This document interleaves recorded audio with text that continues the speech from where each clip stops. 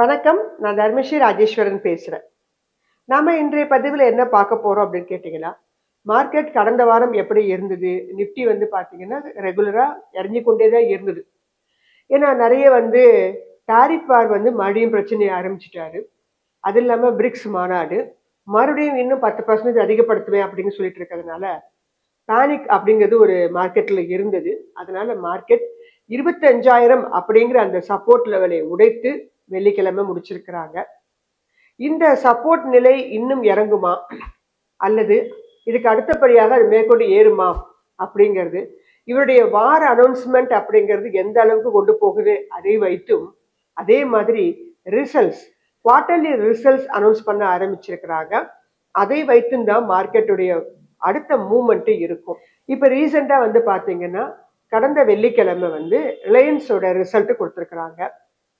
அதே மாதிரி சனிக்கிழமை அன்று HDFC பேங்க் மற்றும் ICICI பேங்க் இந்த 2 பேங்க்கும் தங்களுடைய குவார்டர்லி ரிசல்ட்ஸை அனௌன்ஸ் பண்றதுக்காக காத்துட்டு இருந்தாங்க. ஸோ இந்த மூன்றுமே ஒரு ஹெவி வெயிட்டேஜ் ஸ்டாக்ஸ்னு சொல்லுவோம். Reliance, HDFC bank and also ICICI bank. TCS அவங்களோட அனௌன்ஸ்மெண்ட்டை கொடுத்துட்டாங்க. அவங்களும் ஹெவி வெயிட்டேஜ் ஸ்டாக்ஸ் தான். What is the meaning of heavy weightage stocks அப்படின்னு கேட்டீங்கன்னா, மார்க்கெட் கேப் அப்படின்னு சொல்லுவோம். நிப்டி அப்படின்னு சொல்லி கேள்விப்பட்டிருப்பீங்க. நிப்டி அப்படிங்கிறது 50 கம்பெனியோட தொகுப்பு. Top 50 companies. டாப் 50 கம்பெனிஸ் அப்படிங்கிறத எந்த வரைமுறைக்கு கீழே கொண்டு வராங்க?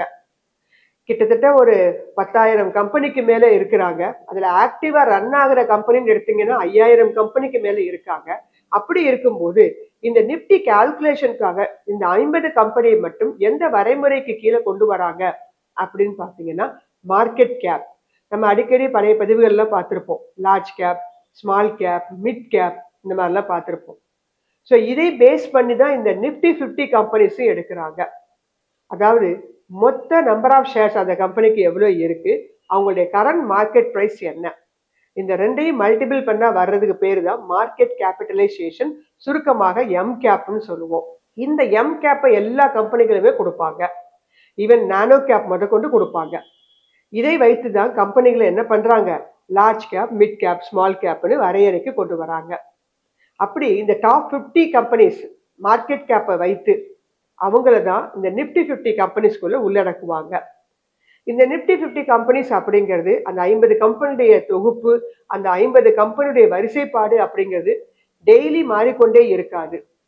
6 மாசத்துக்கு ஒரு முறை என்ன பண்ணுவாங்க, அதை ஷஃபிள் பண்ணுவாங்க. ஏன்னா அவங்க கரண்ட் மார்க்கெட் பிரைஸ் இறங்கிக்கிட்டே வந்துச்சுன்னா அந்த லிஸ்ட்ல இருந்து அவங்க வெளில போறதுக்கும் வாய்ப்புகள் உண்டு. பட் டெய்லி என்ன பண்ணுவாங்க, கால்குலேஷன் நடக்கும், ஆனால் லிஸ்ட்டை விட்டு எடுக்க மாட்டாங்க.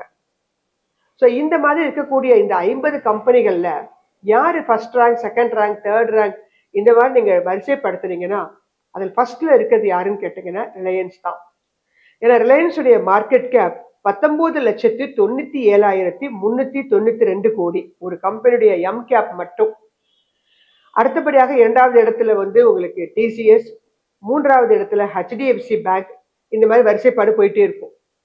ஸோ அப்படி பார்க்கும்போது TCS 19 லட்சம் கோடி வரிசையிலையும், HDFC பேங்க் 15 லட்சம் வரிசையிலையும், ICICI பேங்க் 10 லட்சம் வரிசையிலையும் இருக்கிறாங்க. 10 லட்சம் கோடி.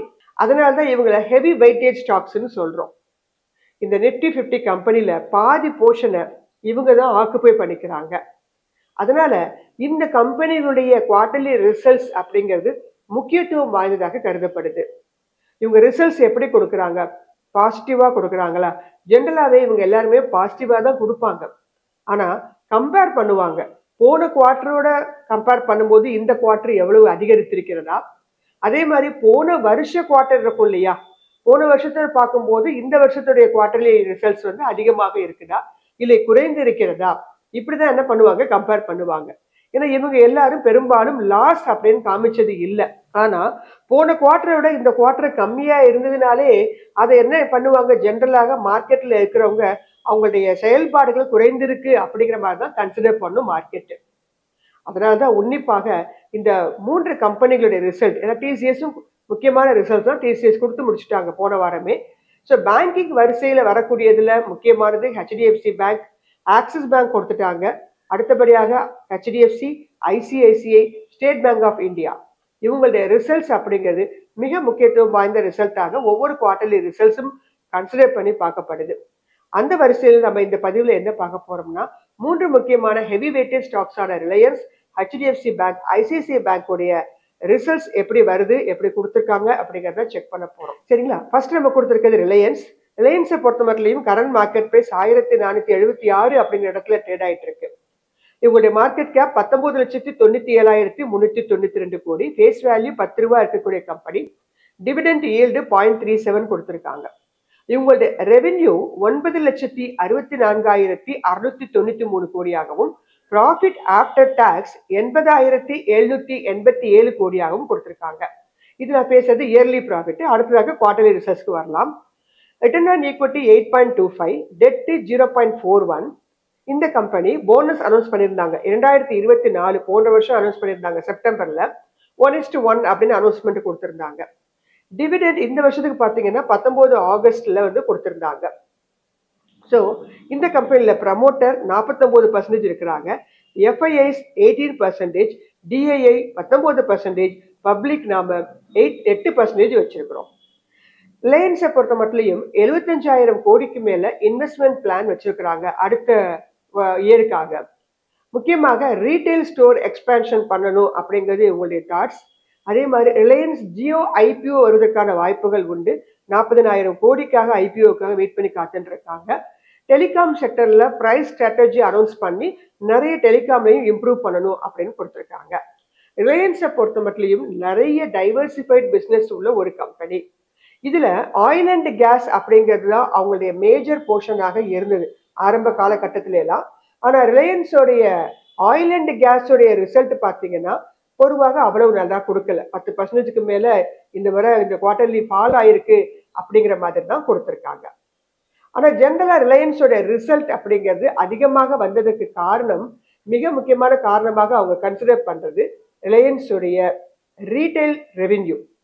ரீட்டைல் ரெவென்யூ வந்து 11%க்கு மேல ரைஸ் ஆயிருக்கு. கன்சூமர் பிராண்ட்ஸ்ல எஃப்எம்சிஜி பிசினஸ் ரிப்போர்ட் பண்ணியிருக்கிறாங்க. சேல்ஸ் மட்டுமே 11,450 கோடி இந்த 2 வருஷத்துல அதிகரிச்சதாக கொடுத்துருக்காங்க. 388 நியூ ஸ்டோர் ஓப்பனிங்ஸ் வந்து கொடுக்க போறதா சொல்லியிருக்கிறாங்க. இவங்களுடைய கஸ்டமர் பேஸாக 358 மில்லியன் வைத்திருக்கிறாங்க. ஸோ ரீட்டைல் ரெவென்யூ அப்படிங்கிறது அதிகரித்து கொண்டே இருக்குது. அது மிக முக்கியமான காரணமாக கன்சிடர் பண்ணப்படுது. அதே மாதிரி சப்ஸ்கிரைபர் வந்து ரொம்ப ஸ்ட்ராங்கா இருக்கிறாங்க. இன்டர்நெட் சப்ஸ்கிரைபர் 9.9 மில்லியன் இந்த குவார்டர்ல இருக்கிறதாக தகவல் கொடுத்திருக்கிறாங்க. ஸோ ரிலையன்ஸோடைய நெட் ப்ராஃபிட்டாக எவ்வளவு கொடுத்திருக்காங்கன்னா 30,783 கோடியாகவும், ரிலையன்ஸோடைய ரெவென்யூ 2.73 lakhs crores என கொடுத்திருக்கிறாங்க. ரிலையன்ஸ் அடுத்ததாக இருக்கக்கூடியது ஜியோ ஃபினான்ஸ். ஜியோ ஃபினான்ஸுடைய ஜூன் குவார்டர் ரிசல்ட் எவ்வளவு கொடுத்திருக்காங்கன்னா 325 கோடி கொடுத்திருக்கிறாங்க. ஸோ இயர் ஆன் இயர் இவங்களுடைய ரிசல்ட்ஸ் அப்படிங்கிறது அதிகரித்து கொண்டே தான் இருக்குது. ஸோ இந்த வருஷம் குவார்டர்லி ரிசல்ட்ஸும் அவங்க சிறப்பான ஒரு ரிசல்ட் தான் கொடுத்துருக்காங்க அப்படின்னே சொல்லலாம். ஸோ சனிக்கிழமை தான் வந்து ஹெச்டிஎஃப்சி பேங்க், ஐசிஐசிஐ பேங்க் ரிசல்ட்டும் வர்றதுனால இந்த 3 பேருடைய ரிசல்ட்டுடைய இம்பாக்ட், தாக்கம் அப்படிங்கிறது வரும் வாரங்கள்ல திங்கட்கிழமை செவ்வாய்க்கிழமையெல்லாம் உங்களுக்கு எதிரொலிப்பதற்கான வாய்ப்புகள் உண்டு. ரிலையன்ஸை பொறுத்த மட்டும் ஃபர்ஸ்ட் குவார்டர் ரிசல்ட்ஸ் அப்படிங்கிறது ரொம்ப நல்லாவே கொடுத்துருக்காங்க அப்படின்னு நம்ம கன்சிடர் பண்ணலாம். அடுத்த நம்ம பார்க்க போறது ஹெச்டிஎஃப்சி பேங்க். ஹெச்டிஎஃப்சி பேங்க்ல இதுவரைக்கும் இல்லாத ஒன்றாக அவங்க போனஸ் டிக்ளேர் பண்ண போறதாக சொல்லியிருக்கிறாங்க. 19ஆம் தேதி தான் உங்களுக்கு அதை பற்றிய தகவல்கள்லாம் வரும். இந்த பதிவின் போது இன்னும் வரல. ஸோ போனஸ் அப்படிங்கிறது இது வரைக்கும் அவங்க கொடுத்ததே கிடையாது. இப்போ ஃபர்ஸ்ட் டைம் கொடுக்க போறாங்க. ஹெச்டிஎஃப்சி பேங்கோடைய மார்க்கெட் கேப் 15,917 கோடி. ஃபேஸ் வேல்யூ 1 ரூபாய் இருக்கக்கூடிய கம்பெனி. ஏன்னா அவங்க ஸ்பிளிட்ல ஆயிட்டாங்க, அதனால தான் இப்போ போனஸ் கொடுக்குறாங்க. ஃபேஸ் வேல்யூ 1 ரூபாயாகவும், டிவிடெண்ட் ஈல்டு 1 ரூபாயாகவும் இருக்கிறாங்க. இவங்களுடைய ப்ராஃபிட் ஆஃப்டர் டாக்ஸ் 73,440 கோடி. ரெவென்யூ 3,36,367 கோடி. ரிட்டர்ன் ஆன் ஈக்விட்டியாக 13%, நெட் இன்ட்ரெஸ்ட் மார்ஜின் 3.47 வச்சிருக்கிறாங்க. எஃப்ஐஐஸ் இதுல மேஜர் போர்ஷன் 42% வச்சிருக்கிறாங்க. டொமஸ்டிக் இன்ஸ்டிடியூஷனல் இன்வெஸ்டர்ஸ் 31%, பப்ளிக் 10% வச்சிருக்கிறோம். அதர்ஸ் 16% வச்சிருக்கிறோம். என்பிஏ வந்து இங்க வந்து கொஞ்சம் சுருங்கி இருக்கு அப்படின்னே சொல்லியிருக்கிறாங்க. 1.42 இருந்தது, இப்போ 1.33 வந்திருக்கு அப்படின்னு சொல்லியிருக்கிறாங்க. இந்த 2025 இது வரைக்கும் பார்த்தீங்கன்னா இந்த ஸ்டாக்ஸ் ஒரு 12% வந்து ஏறி இருக்கு அப்படின்னு சொல்லலாம். அலாங் வித் போனஸ் இந்த கம்பெனி டிவிடெண்டும் அனௌன்ஸ் பண்ண போறதா சொல்லியிருக்கிறாங்க. ரூ. 22 ஒரு ஷேருக்கு அப்படின்னு சொல்லியிருக்கிறாங்க. June 27 record date. ஸோ இந்த கம்பெனியுடைய ப்ராஃபிட் எவ்வளோ இருக்கும்னு ப்ரிவியூ கொடுத்துருக்காங்கன்னா 17,600 கோடி வரைக்கும் கொடுக்கறதுக்கான வாய்ப்புகள் உண்டு அப்படின்னு சொல்லியிருக்கிறாங்க. 2019 ஸ்டாக் ஸ்பிளிட் ஆயிருக்கு 1:2. அதுக்கு முன்னாடி 2011 1:5 ஸ்டாக் ஸ்பிளிட் ஆயிடுச்சு. அதனால இப்பொழுது ஃபேஸ் வேல்யூ ₹1 தான் இருக்கு. இப்போ உங்க போனஸ் கொடுக்குறாங்கன்னா எப்படி கொடுக்குறாங்கன்றதை பொறுத்து அந்த கம்பெனியுடைய விலை வந்து மாறுவதற்கான வாய்ப்புகள் உண்டு. அந்த ரெக்கார்ட் டேட் இது எல்லாமே இந்த 19ஆம் தேதி தான் வந்து உங்களுக்கு அனௌன்ஸ்மெண்ட் வரப்போகுது. இந்த போனஸ் இஷ்யூ கொடுக்கறதுனால என்ன ஆகும் அப்படின்னு கேட்டீங்கன்னா அந்த டோட்டல் நம்பர் ஆஃப் ஷேர்ஸ் அவங்களோடதும் ஷேர் ஹோல்டர்ஸ் எல்லாரோடதுமே இன்க்ரீஸ் ஆகும். ஆனா அவங்களுடைய மார்க்கெட் கேப் வந்து சேஞ்ச் ஆகாது. அது வந்து 15 லட்சம் கோடி அந்த வரிசையில் தான் அது இருக்கும். இந்த போனஸ் கொடுக்கறதுனால ஓவராலா அவங்களுடைய லிக்விடிட்டி இன்க்ரீஸ் ஆகிறதுக்கு வாய்ப்பு இருக்கு. இன்வெஸ்டர் அவங்களுடைய புதுசா வைக்கக்கூடிய இன்வெஸ்டர்ஸ் அவங்களுடைய போர்ட்போலியோல இந்த ஹெச்டிஎஃப்சி பேங்கை வாங்கறதுக்கான வாய்ப்புகள் உண்டு. ஏன்னா இதெல்லாம் அதிகமா இருந்தது அப்படின்னு ஃபீல் பண்ணவங்க போனஸ் கொடுத்த பிறகு விலை உங்களுக்கு குறைவதற்கான வாய்ப்புகள் உண்டு. ஸோ அவங்க போர்ட்போலியோல ஆட் பண்ணலாம். ஒரு ஸ்ட்ராங்கான ஒரு அப்சைடு இருக்கும் அப்படிங்கிற மாதிரி எதிர்பார்க்குறாங்க. போனஸ் இஷ்யூ அப்படிங்கிறது இன்வெஸ்டர்ஸுடைய கான்ஃபிடன்ஸை வந்து கொஞ்சம் வந்து உங்களுக்கு இம்ப்ரூவ் பண்ணும். அதோடைய இது வந்து எங்க ரிஃப்ளெக்ட் ஆகும் அந்த கம்பெனியுடைய ஃபினான்ஷியல்ஸ்ல இம்ப்ரூவ் ஆகும். அவங்க இந்த அந்த பேங்கோடைய growth வந்து பொட்டன்ஷியலா ஏறுவதற்கான இருக்கு வாய்ப்புகள் உண்டு அப்படிங்கிறது சொல்லியிருக்கிறாங்க. ஸோ இது வரைக்கும் இல்லாத அளவுல ஃபர்ஸ்ட் டைம் வந்து ஹெச்டிஎஃப்சி பேங்க் தங்களுடைய போனஸ் வெளியிட குறிப்பிட்டதாக இருக்கிறாங்க. போனஸ் வந்த பிறகு நீங்க வாங்கலாம். ஏற்கனவே வச்சிருக்கவங்களுக்கு பிரச்சனை இல்லை.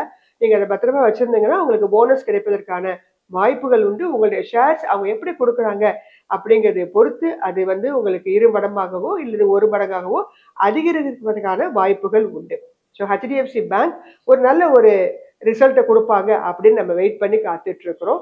இயர் ஆன் இயர் அவங்க 7% மேல அதிகமான அளவுக்கு ரிட்டர்ன் கொடுத்துருக்குறாங்க. இந்த வருஷம் இந்த குவார்ட்டருக்கு எப்படி கொடுக்குறாங்க அப்படிங்கிறத நம்ம பொறுத்திருந்து பார்க்கலாம். அடுத்தபடியாக கொடுக்க போற கம்பெனி என்ன பார்த்தீங்கன்னா ஐசிஐசிஐ பேங்க். ஐசிஐசிஐ பேங்க்கும் உங்களுக்கு பிரைவேட் பேங்க் வரிசையில ஒரு ஸ்ட்ராங்கான இடத்தை பிடித்திருக்கக்கூடிய ஒரு பேங்க். நல்ல ஒரு ரிப்போர்ட் கொடுப்பாங்க அப்படின்னு எதிர்பார்க்கலாம். இவங்க வருஷம் 8% மேல ரிட்டர்ன்ஸ் கொடுத்துட்டு வராங்க. இந்த குவார்ட்டருக்கு ஒரு 12,000 கோடி கொடுப்பாங்க அப்படின்னு ப்ரிவியூ எதிர்பார்த்து காத்துட்டு இருக்காங்க. இந்த கம்பெனியுடைய மார்க்கெட் கேப் 10,17,509 கோடி.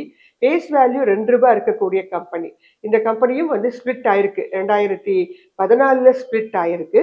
2017 போனஸ் கொடுத்துருக்காங்க. 1:10 ஏற்கனவே இவங்கெல்லாம் போனஸ் கொடுத்துருக்காங்க. இந்த கம்பெனி டிவிடெண்டும் கொடுத்துருக்காங்க 0.70 அப்படிங்கிற வரிசையில. இந்த கம்பெனியோட ரெவென்யூ 1,86,331 கோடி. ப்ராஃபிட் ஆஃப்டர் டாக்ஸ் 54,419 கோடி கொடுத்துருக்காங்க. Return on equity 16, net interest margin 3.68. FIIs இதுல 37% இருக்காங்க. டொமஸ்டிக் இன்ஸ்டிடியூஷனல் இன்வெஸ்டர்ஸ் 36%, பப்ளிக் நாம 5% வச்சிருக்கோம், அதர்ஸ் 20% வச்சிருக்காங்க. 12 ஆகஸ்ட் ரெக்கார்ட் டேட்டாக வைத்து டிவிடெண்ட் அனௌன்ஸ் பண்ணியிருக்காங்க. ₹11 பர் ஷேருக்கு கொடுத்துருக்காங்க. ஸோ வரும் குவார்டர்லி ரிசல்ட்ஸ்லையும் இவங்களுடைய ரிசல்ட்ஸ் நல்லாவே இருக்கும் அப்படின்னு எதிர்பார்க்கப்படுது. எப்படி கொடுக்குறாங்க அப்படிங்கிறதை வைத்துத்தான் ஹெச்டிஎஃப்சி பேங்க் மற்றும் ஐசிஐசிஐ பேங்க் அதே போன்று ஸ்டேட் பேங்க் ஆஃப் இந்தியா இந்த மூன்றுமே பேங்கிங் ரிசல்ட்ஸ்ல முக்கியமான ஒரு ரிசல்ட்ஸாக கன்சிடர் பண்ணப்படுது. இதுல பெரிய ஜாம்பவான்கள் சொல்லப்படுகிற ரிலையன்ஸ் மற்றும் ஹெச்டிஎஃப்சி பேங்க், ஐசிஐசிஐ பேங்க் இவங்க எல்லாருமே இந்த சனிக்கிழமை தங்களுடைய குவார்டர்லி ரிசல்ட்ஸ் அனௌன்ஸ் பண்றாங்க. இவங்க ரிசல்ட்ஸ் எல்லாம் நல்லா இருக்கும் பட்சத்துல மார்க்கெட் இன்னும் சரிவை சந்திக்காது. அட்லீஸ்ட் அதே நிலையில 25,000 அப்படிங்கிற இடத்துல மெயின்டைன் ஆயிட்டு இருக்கும். ஒருவேளை இந்த பேங்கிங் ஷேர்ஸ் எல்லாமே தங்களுடைய ரிசல்ட்டை கொஞ்சம் சற்று குறைவாக காமிச்சாங்க அப்படின்னா மார்க்கெட் இறங்குவதற்கான வாய்ப்புகள் உண்டு. அடுத்த சப்போர்ட் லெவல் 24,500 அப்படிங்கிற இடத்திற்கு வருவதற்கான வாய்ப்புகளும் உண்டு. ஏற்கனவே ட்ரம்ப் ஒரு பக்கம் நட்டிட்டு இருக்காரு. இந்த ரிசல்ட்ஸாவது நமக்கு நல்லா இருந்தா மட்டும்தான் நம்மளுடைய மார்க்கெட் இந்த இடத்துலயே பயணிக்கும். அப்படி இல்லாத பட்சத்துல ஏன்னா அடுத்து வந்து பாத்தீங்கன்னா இந்த மந்தோடைய எஃப்எண்டோடைய எக்ஸ்பைரி டேட் எல்லாம் நெருங்குது. ஸோ அதன் காரணமாகவும் ஒரு செல்லிங் ப்ரெஷர் இருக்கும். ஸோ 25,000 அப்படிங்கிற இடத்துல தான் தற்போது மெயின்டைன் ஆயிட்டு இருக்கு. இந்த இடத்தை விட்டு இறங்கினால் 24,500 அடுத்த சப்போர்ட் லெவலாக நம்ம அடுத்த வாரம் வரைக்கும் வைத்துக் கொள்ளலாம். அதே மாதிரி இன்னும் அடுத்தடுத்த நிறைய பெரிய கம்பெனிகள் எல்லாமே வரும் வாரங்களிலும் ரிசல்ட், போனஸ், ஸ்டாக் ஸ்பிளிட் போன்ற வரிசைகளில் அனௌன்ஸ்மெண்ட் கொடுத்துட்டு வராங்க. நம்ம ஏற்கனவே சொன்ன பதிவின்படி நீங்க கையில வச்சிருக்கக்கூடிய கம்பெனி ஷேர்ஸ் எல்லாம் எப்போது ரிசல்ட் அனௌன்ஸ் பண்றாங்க அப்படிங்கறதை தெரிந்து வைத்துக்கொண்டு அதை பத்திரமா உங்கள்கிட்ட வச்சுக்கோங்க. புதிதாக வாங்க நினைப்பவர்கள் இந்த ரிசல்ட்ஸ் அனௌன்ஸ்மெண்ட் எல்லாம் முடிந்த பிறகு நீங்க இந்த கம்பெனிகளுடைய பார்த்து உங்களுடைய போர்ட்போலியோல நீங்க நீண்ட கால அடிப்படையில் வாங்கி வைத்துக் கொள்ளலாம். இது முழுக்க முழுக்க எஜுகேஷன் பர்பஸ்க்கான ஒரு வீடியோ. பையிங், செல்லிங், ரெக்கமெண்டேஷன்ஸ் அந்த மாதிரிலாம் எதுவுமே இந்த வீடியோல சொல்றது கிடையாது. ஸோ நேர்கள் உங்ககிட்ட இருக்கக்கூடிய கம்பெனிகளோ இல்ல இந்த கம்பெனிகளையோ நல்ல திறனாய்வு செய்து உங்களுடைய தனிப்பட்ட முடிவுகளை எடுத்துக்கொண்டு நல்ல பங்குகளாக வாங்கி நீண்ட கால அடிப்படையில் நல்ல பலன்களை பெறலாம். நன்றி, வணக்கம்.